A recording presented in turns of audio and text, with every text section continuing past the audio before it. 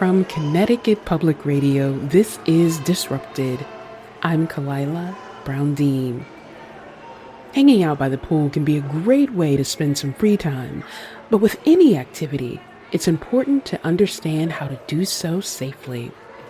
The Disrupted team recently traveled to the Woodruff Family YMCA in Milford. One of our interns, Katie Service, is a swim instructor there. We recorded Katie teaching kids to feel comfortable in the water. Katie spoke over the drone of the fans that are present in so many indoor pools. Ready, big jump, 1, 2, 3! Good job.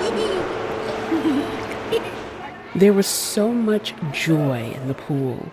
At one point, Katie taught the students to move their arms by imagining they were scooping an ice cream sundae. So let's get those ice cream scoopers out, and we're gonna do 20 scoops of our favorite ice cream. Are you ready? Let's count together. 1, 2, 3, 4, 5. One of the students at the pool was Jagger. Jagger said she likes doing what's called the starfish jump. So you jump and do a pose like a starfish. Jagger was a little confused when we asked how long she'd been taking swim lessons. 2 minutes. No, 2 months. But even with all the fun, there's a serious reason to learn to swim. We asked Jagger's mom why she signed Jagger up for swim lessons. Water safety, also to help build her endurance, so the physical health that goes with it, and of course prevent her from drowning.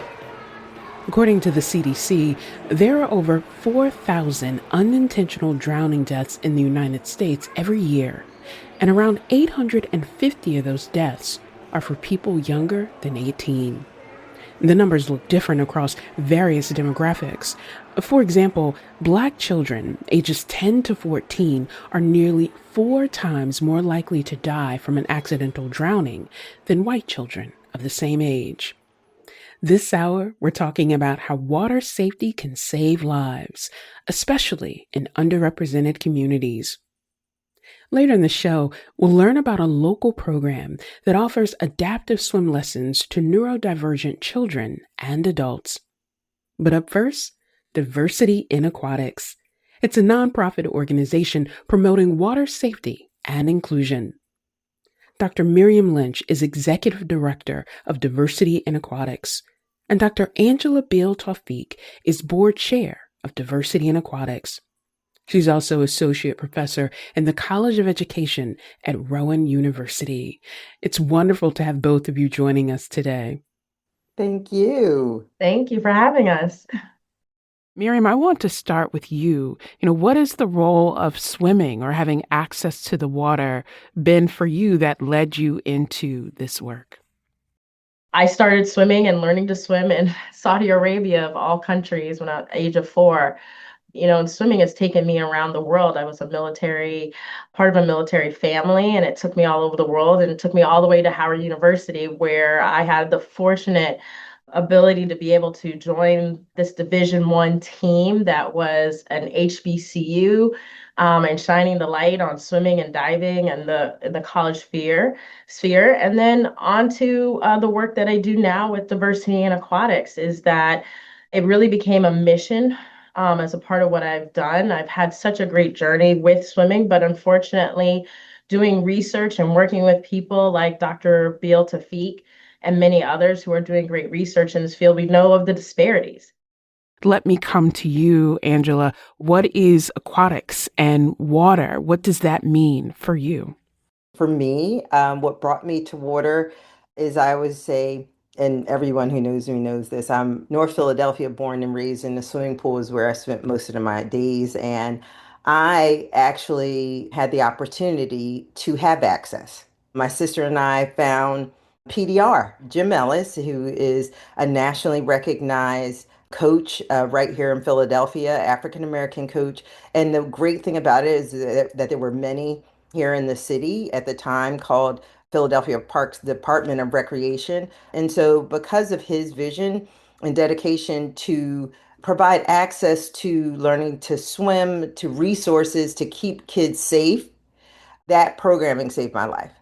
But I sit here before you now because he also viewed success in the classroom and youth development and advocacy. And I always say, when my Olympic dreams didn't come true, I took up the torch of community advocacy, which took me to really initially, like a lot of my colleagues and teammates and many, Dr. Lynch and I are reflective, right, of a history that allowed me to go first to Florida A&M University at the time on a swimming scholarship where my sister and others from across the country were swimming. And then, you get that moment. And I had the opportunity to then transfer and go to Howard University, where I swam. And through that journey, I went on through education to look at health and physical education and teaching and learning.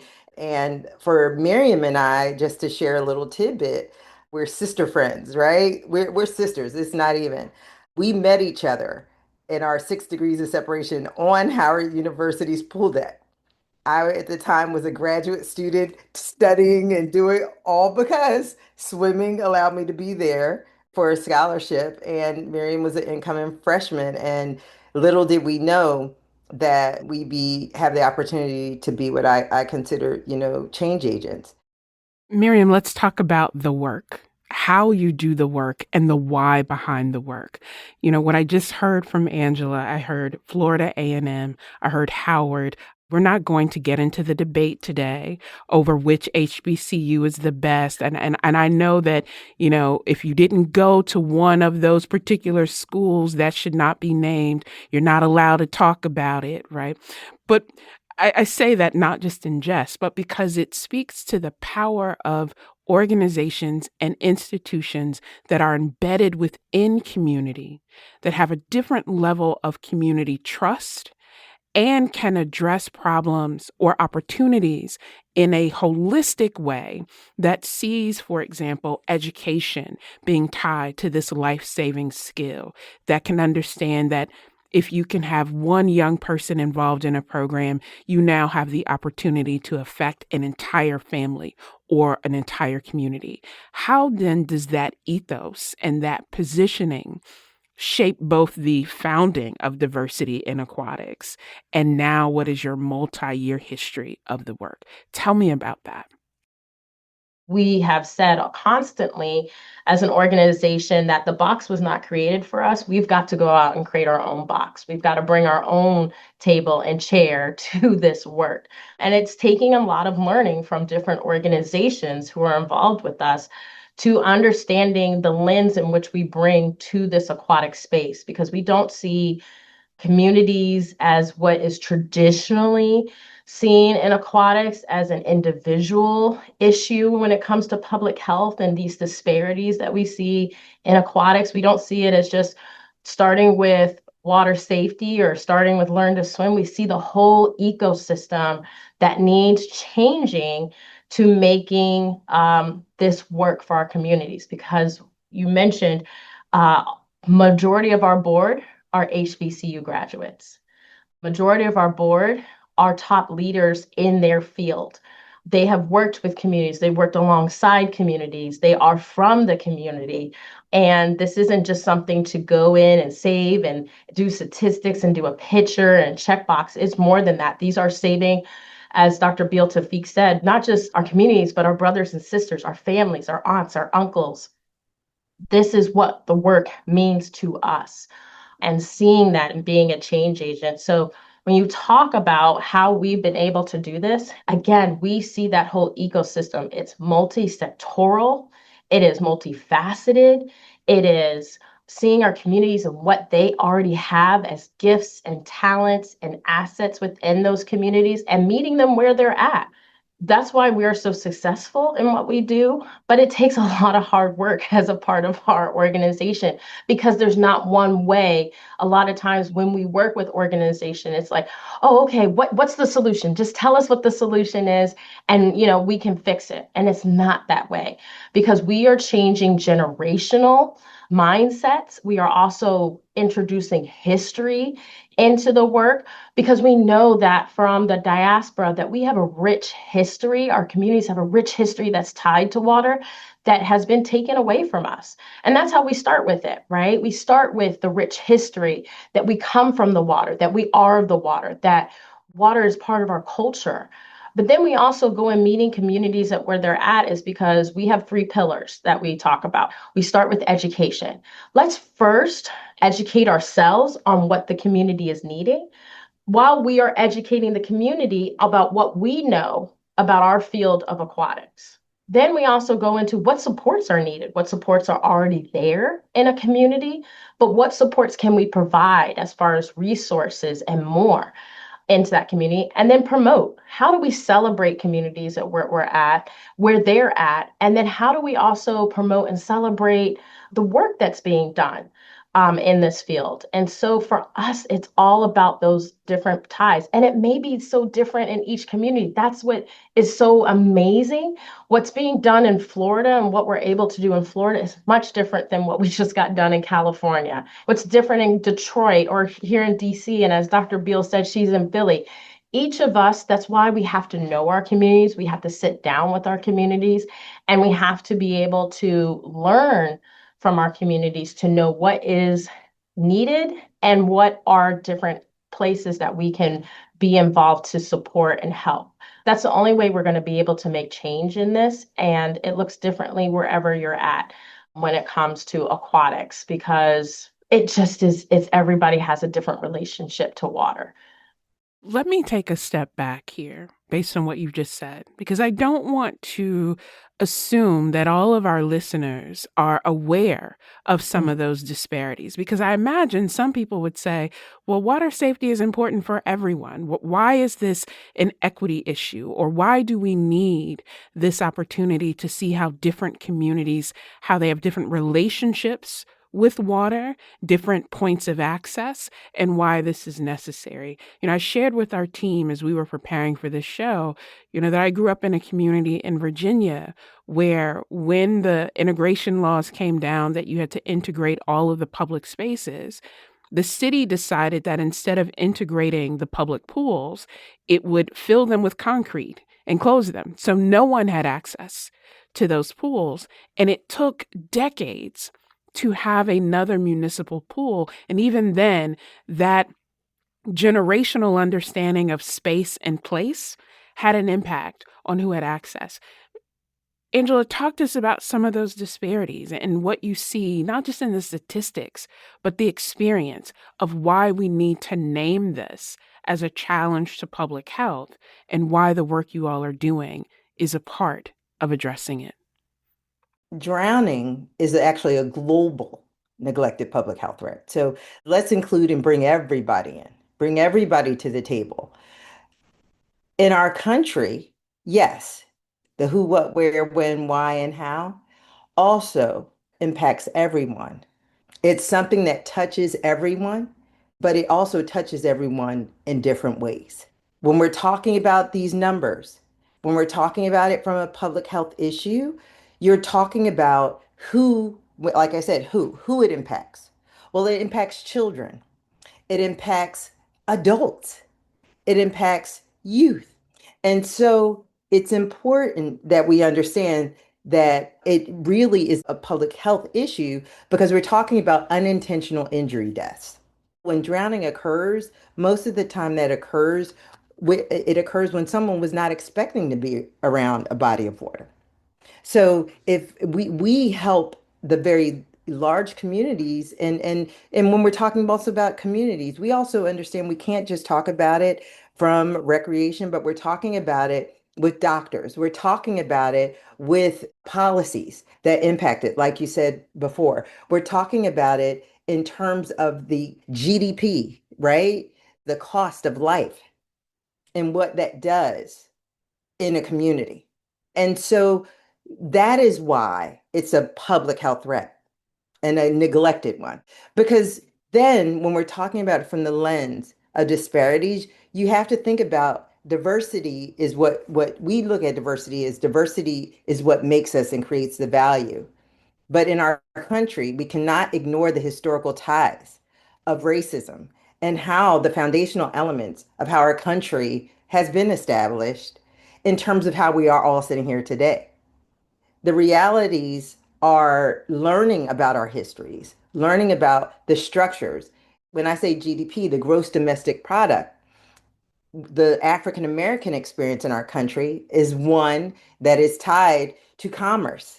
Because historically, when we were brought to this country, we were brought for different reasons. That commerce, there was value, and that historical lens, this discussion is what diversity in aquatics does not ignore.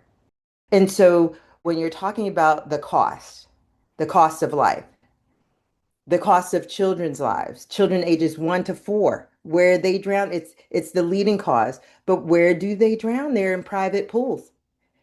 You can attach domestically what communities have. You just provided the exact example. Access to private pools. Unfortunately, white children typically are in private pools. When we're talking about ages 5 to 14, I'm sorry, the third leading cause for Black children, it's happening in public or municipal pools. We're talking about who it's disproportionately impacting. It's disproportionately impacting our elderly, 69 and older, age, gender, males. Males are historically impacted. We guess what? We just created just 2 years ago now the first National Water Safety Action Plan in our country, where all for the first time everyone came to the table at the recommendation of the World Health Organization that had already been at the table talking about the impact of drowning. But also, the World Health Organization did not negate understanding that statistics at certain continents were not collected in the same way. So we're looking at how with adults right now, adults, we're talking large percentages, 86% of adults impacted by drowning were men. What brings people to water? Dr. Lynch said earlier, we don't ignore people's relationships, individual relationships with water.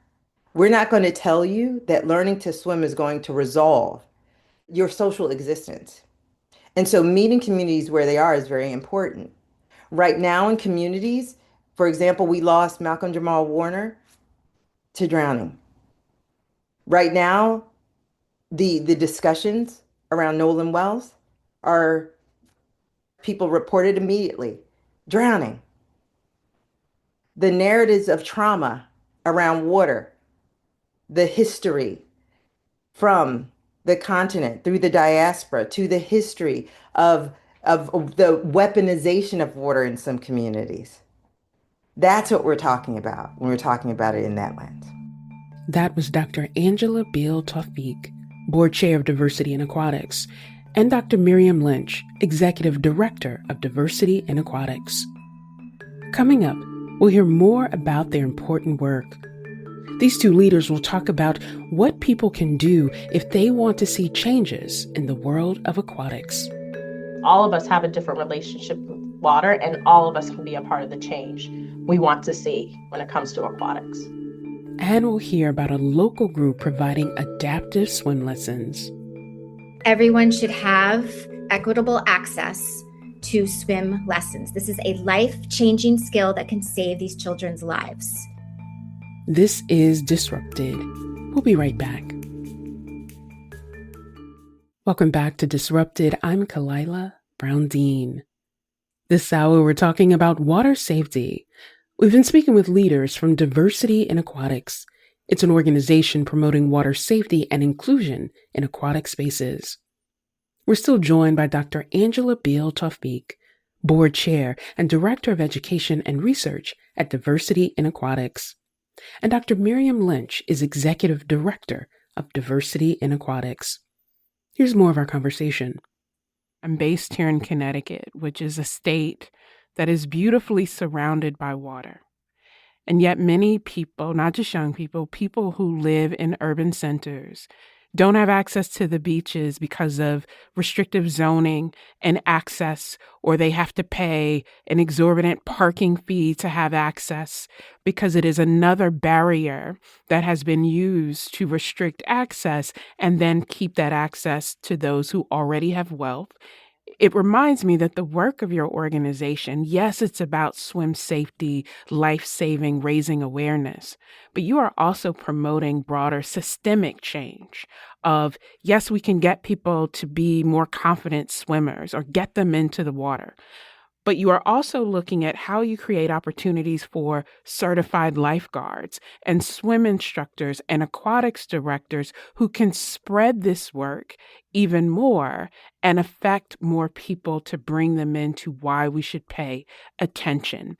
How does that work of increasing not just access, but also representation? How does that also further the mission of diversity in aquatics? It's the impetus of what we have to do, right? In order to do the work, and our phase one is informing about water safety. We need water safety experts, right? We understand what is needed, that this country is large, this globe is large, but there's a network of all of us. That's why our tagline is a network to help save lives.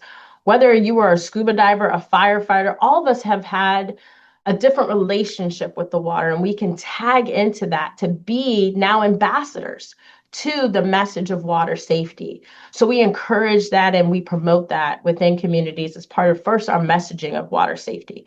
We have a great partnership with the American Red Cross, who is pretty much the standard when it comes to lifeguarding certifications, water safety instruction certification, and even they have a course for parents and caregivers that is called Water Safety Ambassador certification. There are challenges in these areas. You mentioned beach. There's not enough lifeguards. And many times our pools are being shut down, our access is being limited because we don't have enough of those resources, certified people to be in those places to be your lifeguards. We saw the next thing is that not everybody, yes, a lifeguard can teach water safety, they can teach swimming, and that next step of learning to swim, but there's a difference. Just like a teacher in a specialized area, you need to have the instruction to be a water safety instructor, to know the course sequence, to be able to do that work. And a lot of times when we get the call, there aren't enough classes that are being offered in different communities across the country that need that resource for water safety instructor. Actually, Dr. Beal Tafik just got done with the class last week with our adapted counsel and a part of our capabilities, because we also know that there are disparities in what we have as abilities or adaptiveness in our area that need to be addressed. And it goes on. Again, a lot of times the systems were not created with us in mind. If your pool closed down, that was a cutoff to that system where you went to your neighborhood pool, you played in the pool, you probably had a swimming class in there. And then from that swimming class, you became, kind of like a water baby, like we were during the summer where you hung out there. And then you're like, well, why don't I get paid for hanging out here? I become a lifeguard, right? And then from a lifeguard, you're like, hey, I'll teach some swim lessons myself. And then you become a part of that, a coach, you decide, hey, I'm going to go and take up a scuba certifications. That ecosystem has been taken away from so many different communities, whether it is you had a pool taken away, you had beach access because it became privatized, or that beach access became dangerous. The only place where you could go was not a safe place. Or like I'm based here in DC, certain areas became limited. We just had our fourth drowning of the year in the Potomac River because of the currents in the Potomac River, and not having those resources to not go in those areas or to be able to understand where to swim and not to swim and more, we're not readily available. And so we're part of that change. We're trying to be a part of the puzzle to be a solution in this space. And then when we have people that go through our programming, we also make sure that we have them advocate to even reach out further. As we come to the close of our conversation, I want to name two competing realities for those of you doing this work. One, we are in an era in the United States where any mention of equity or trying to create inclusive spaces and outcomes gets attacked. And at the same time, We're seeing severe cuts to nonprofits, to organizations, to community groups who are doing the work that others have the luxury of ignoring. And in spite of that, you are continuing to meet the needs of community and thinking about how collaboration and partnership can take it to another level to address that. Let me start with you, Angela. For people who will listen to this conversation and think, what do I do? Right? What is one thing that you would say to people that they can do to support this work? Please go to diversityandaquatics.org and donate now. And also, one of the things you said, and that we've been saying in this whole conversation, is it takes courage to do this work. And we stand, we have a philosophy, we understand everyone might know it, Sankofa, the belief of looking back to your history to come forward to your future. We have an obligation to stand. And one of my favorite songs is Stand.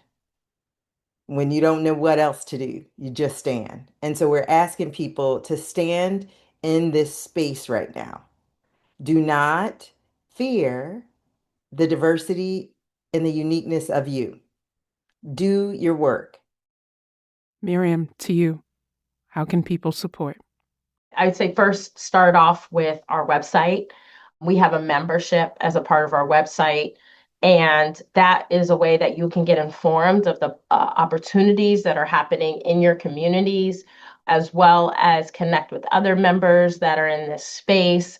And more, and even find out we have quarterly membership meetings where we are a think tank of ideas and solutions, and even what are the different challenges that we need to address in different communities. And so you get access to that by becoming a member of Diversity in Aquatics, being a part of those discussions with us, and being a part of the solutions, because we know that, like Dr. Beal Tawfiq said, there's not one solution to fix this. This is it. This is all of our collective responsibility in this space. So please go to our website, not only donate, because that's how we do this funding. We are majority-based volunteer organization. Majority of our budget is going towards water safety education and back into communities to fund other programs. And are those certifications, they cost us money, right? They cost us. And we are very fortunate with the sponsors that we have to be able to fulfill that. But we could do even more if more people join us, more people donate. If you can't be a part of that, then also follow us on our social media channels, because we do a lot through our social media to give solutions, because we know we're not a gatekeeper of information and resources. So if you follow us on Instagram, we're on all of them, LinkedIn, Facebook, YouTube, even to see what our past meetings and even some of the programs that we've done, you'll be able to see that through our social media. And then finally, what I'll say is everybody can be an advocate and a voice when it comes to water safety. Being able to share some of our resources that we have on our website. If they're looking in your community for swim lessons, we even have that as well on our website. So you can see swim lessons in your area. But there is a way for everybody to be a part of being a change agent when it comes to water safety. And that's what I would encourage. Take a look at our website, see all the different ways that you can be involved, and join us. Join us in this messaging, because all of us have a different relationship with water, and all of us can be a part of the change we want to see when it comes to aquatics. So stand, support, and be a part of the change. We will include links to your website and those resources with the show as well. Dr. Miriam Lynch is Executive Director of Diversity in Aquatics. Dr. Angela Beal Tawfiq is Board Chair of Diversity in Aquatics and Associate Professor in the College of Education at Rowan University. Thank you both for joining us. Thank you. Thank you for having us. Coming up, we'll talk about a program providing opportunities for neurodivergent children and adults to learn to swim. You really give the child the opportunity to experience the water, how they need to experience the water. This is Disrupted. Stay with us. Welcome back to Disrupted. I'm Kalila Brown-Dean. This hour, we're discussing water safety. We've talked a bit about how race can shape the need for water safety, but it's not the only factor to consider. In 2017, researchers at Columbia University found that children with autism were 160 times more likely than the rest of the population to die from drowning. Clearly, there's a great need, and there are people addressing that need right here in Connecticut.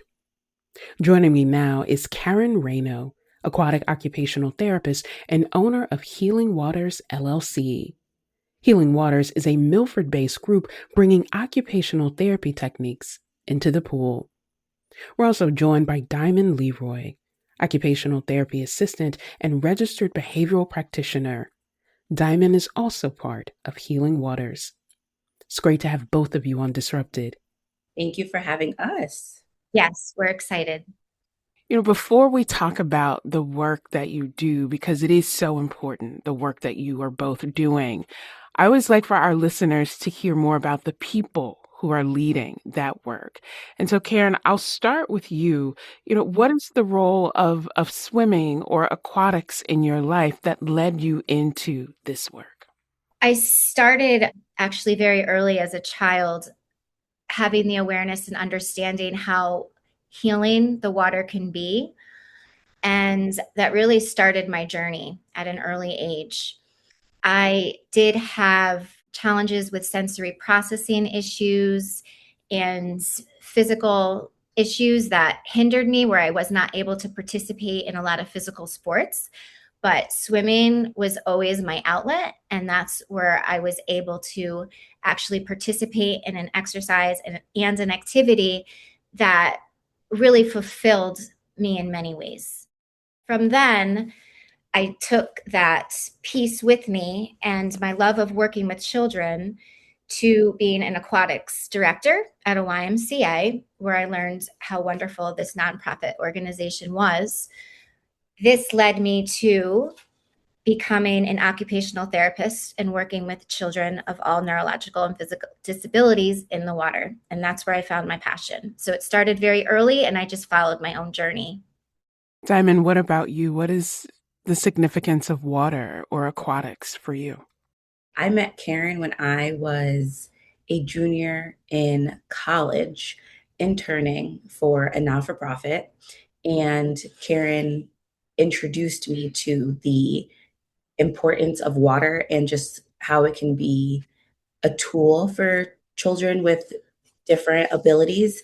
And I fell in love with it. And ever since then, I just couldn't stop. I wanted to pursue it and I wanted to grow. And then once I graduated from college, I went back to school to become a coda. And then it's been history from there.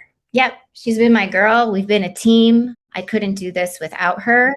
And I think just the solid foundation that we have is really significant in Healing Waters and what we do. I think for many people, they think of swimming or being in the water as purely recreational. But I hear the passion in the work that you are doing, and that you all are creating opportunities for young people, for children who often get overlooked when it comes to having access to water, but what it can mean for them, not just recreationally, but also physically and spiritually and mentally, to have something that they can do. Talk to us about this organization that you lead, Healing Waters. I love that you use the word spiritually, because there's not a lot of, I would say, companies, but we're really not a company, program that really holds that aspect as important, because we're very soulful and we want to find a deeper connection with these children to learn and progress and grow. They've built a connection not just with us, but with the water. So really, we have a profound way of teaching children how important the water is and how it can make you feel, how we can learn and grow based on the physical aspects of the water, but also that freeing connection that you have when you're in the water.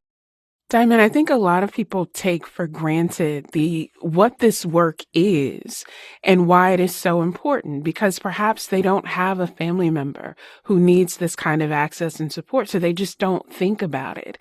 Define for us this term adaptive aquatics. What does that actually mean within the work and calling that you all are pursuing? So, adaptive when it comes to swimming, in my opinion, means having a child come into the water, and instead of doing a typical swim lesson that's very structured, you take it and you make it a child-led swim lesson. So instead of having them follow the instructions that you're giving them, utilize certain tools, you really give the child the opportunity to experience the water how they need to experience the water, because not all children that come to adaptive swimming are able to perform as a typically developing child. We find their challenges, we find their strengths, and we use those together to find the best treatment technique for them. So we modify our treatments as we go when we work with our children. It is not a cookie cutter type of method that we use. Really is child led, and you have to find people who have that intuitive, not just knowledge in a therapeutic perspective, but also that connection that you have with that child. So you know, okay, I need to modify this right now. This is not working. I need to take two steps backwards. This child looks like they need a little bit more sensory orientated work right now to help them self-regulate. So there's really a therapeutic difference in between swim lessons as opposed to therapeutic work in the pool too. And I think a barrier is swim instructors do not have the education of the therapy-based interventions that we use. It sounds so simple and intuitive that you meet a child where they are, that instead of saying you have to adjust to this rigid model, instead you adjust the experience to the child. And I imagine that then builds a confidence that they can do something, especially for children who are often told what they can't do or trying to protect them from what they can't do. You are empowering them to be child led. Right on. We are on the same level of thinking right now. So we really use the water as a tool to, as Karen mentioned before, take the strengths of the child and really help them blossom and grow. Because a lot of times, as you were saying, in other settings, kids are with different abilities are held back from participating in what they would desire to participate in, maybe because it's overstimulating for them, or maybe because the adults around them just don't know how they're going to maneuver in certain environments. Yep. So it's really important for us that when the kids come to us and they're in the pool and we're engaging with them, we really give them the opportunity to tell us what they want. And it may not be verbally, it may be through their actions, which is why it's so important that we pay attention. That's why it's hard for swim instructors who just don't have a knack for it. And that's why we're so passionate about providing a space where parents feel comfortable bringing their kids, because we want to provide safety overall. What are some of the limitations that families face in creating or having access to these kinds of programs for their children and their loved ones? What are those barriers that we need to think about even more?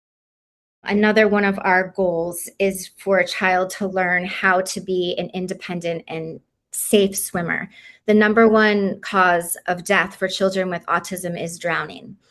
And in this respect, I do not think swim lessons should be a luxury. It should be a necessity. Everyone should have equitable access to swim lessons. This is a life-changing skill that can save these children's lives. This is not your basic recreational activity.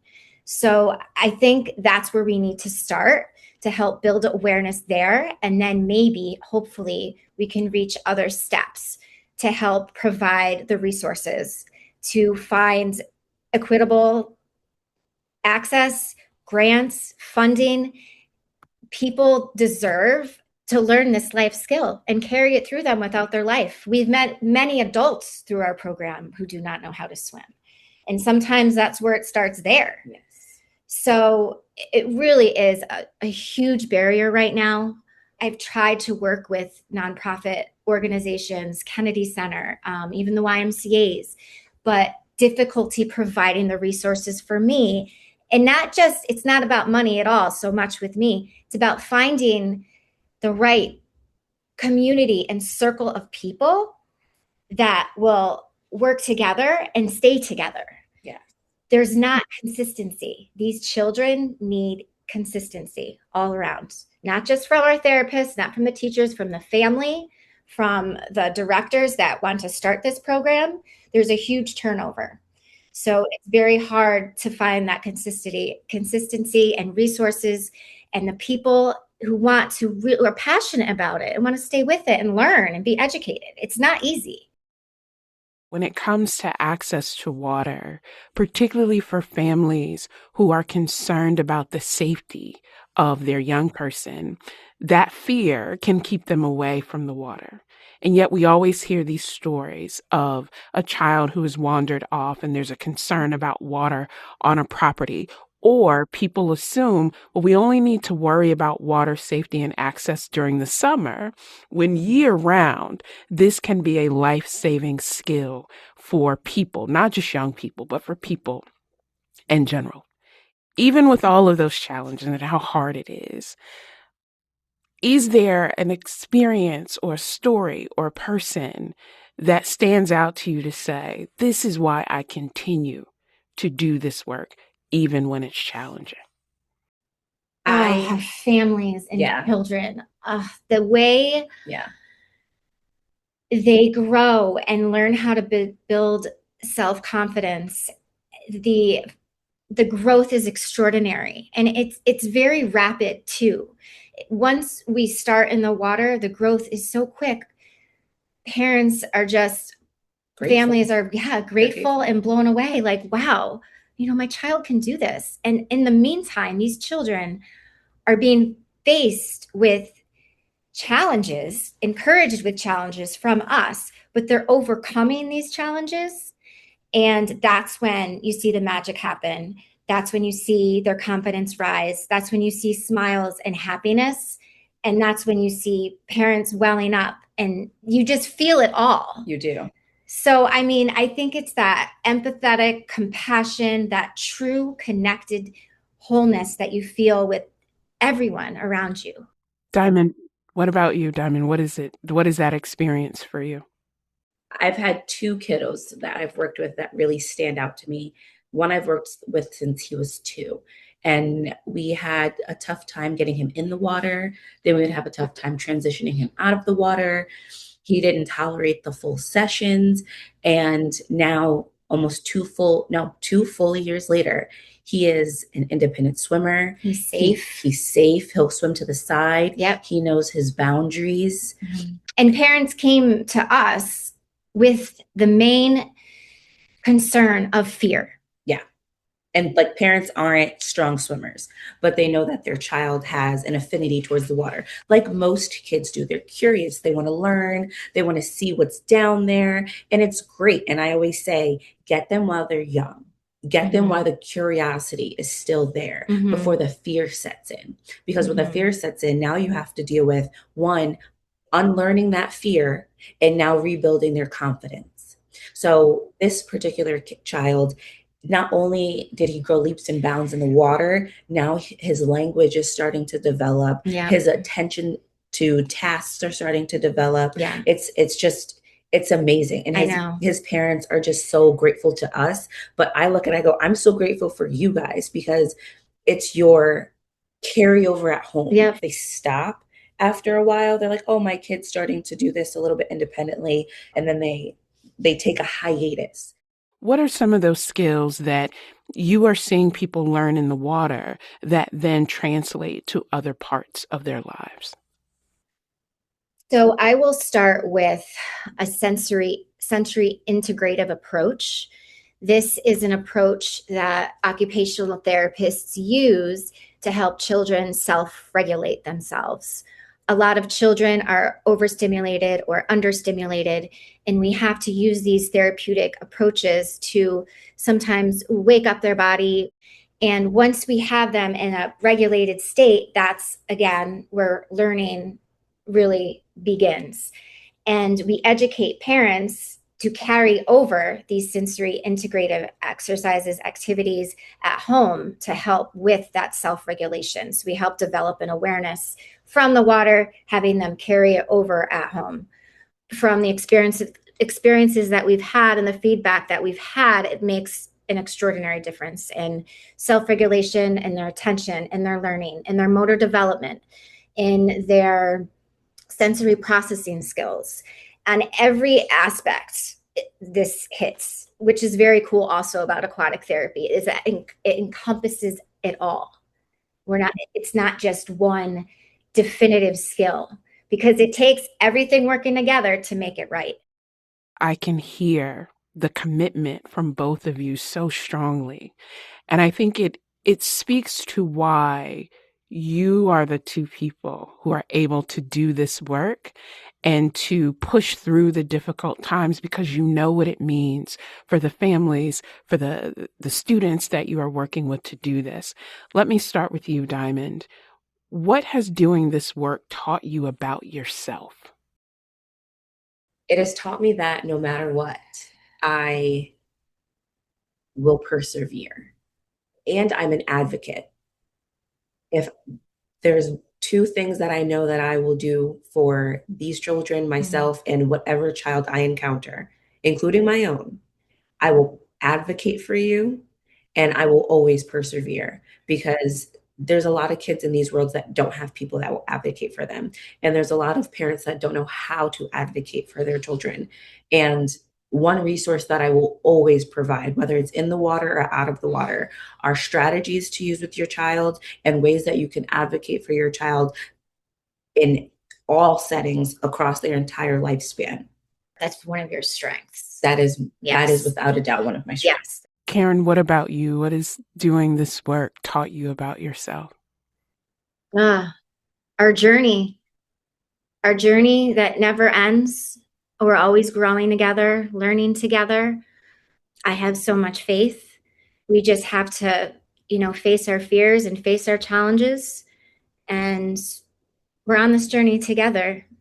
It's such an important reminder at a moment when people often feel overwhelmed, when they feel alone, when they feel like no one really understands them.